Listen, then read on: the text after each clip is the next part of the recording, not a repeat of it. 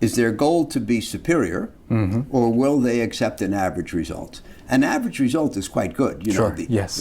In the U.S., the S&P 500 has gone up about 10% a year for the last 100 years, which means if you had $1 100 years ago, you'd have about 15,000 today. That's not bad, right? Right. And that's average. So now most of us don't get to live for 100 years and invest for 100 years, but still, if you invest at 10% a year, Sure. your money doubles every 7 years. Right. So if you can do that for 35 years, it'll double 5 times, and $1 would become 2, 4, 8, 16, 32. Not bad. Sure. Yep. Will you be average, or will you try to be above average, Right. which introduces the possibility of being below average? Right. And if you want to be above average, which I don't push for the amateur. The amateur generally, as I said in my answer to your first question, is not equipped to do above average. They, Sure. they should happily settle for average.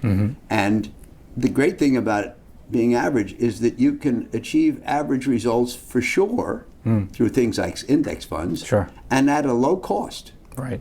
And without risk of disappointment in terms of being below average. You can lose money, but you can't be below average.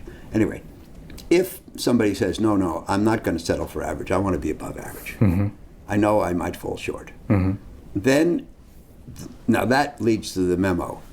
Which route to superiority will you follow? Will you try to have more winners than the average investor, or fewer losers, Right. or both? Right. Now, it's hard to do both, because the defensive mindset enables you to have fewer losers. The aggressive mindset is necessary Right.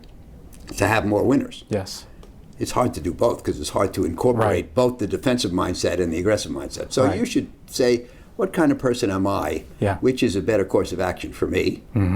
I'm comfortable with our approach, because what it means is that when we're unsuccessful, we're a little unsuccessful. Yes. When we're successful, we're a little successful.